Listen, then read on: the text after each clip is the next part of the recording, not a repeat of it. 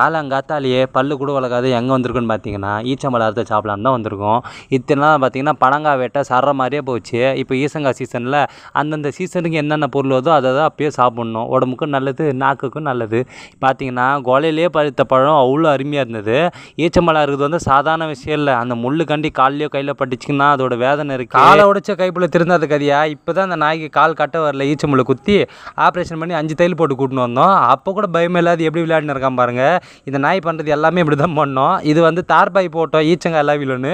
எங்கள் நல்ல நேரம் ஒரே ஒரு ஈச்சங்காய் கூட தார்பாய் விழ, எல்லாம் தரையில் தான் வந்துச்சு. நம்மள மாதிரி தானே இருக்கும் நம்ம போட்ட பிளானிங். இவ்வளோ பட்டு திருந்தாமல் அட்டம்ப்ட் 2க்கு தயாராகி கரண்ட் கம்பத்தில் கை வச்சுன்னு போஸ் கொடுத்துன்னு இருக்கான் இவனை நான் என்னத்தை சொல்ல. அப்புறம் இருக்கிற பழத்தெல்லாம் நாங்கள் பொறுக்கிட்டு இடத்த பக்காவாக நாஸ்தி பண்ணிட்டு வந்துட்டோம். அது ப்ரௌடாக அந்த இடத்துல சொல்லிக்க விரும்புகிறேன். அப்புறம் சாக்கு பையில் போட்டு பழத்தை நல்லா பழுக்க வச்சுட்டு ஒரு வாரம் ஃபுல்லாக எங்களுக்கு அதுதான் ஸ்நாக்ஸு. நாங்களும் சாப்பிட்டோம், எங்கள் சரௌண்டிங்கில் இருக்கிறவங்களும் கொடுத்தோம். நீங்கள் உங்கள் ஊரில் ஈச்சம்பழம் கிடைக்குமா, நீங்களும் சாப்பிட்றீங்களான்னு கமெண்ட் பண்ணுங்கள். அடுத்த ஒரு வீடியோவில் சந்திப்போம்.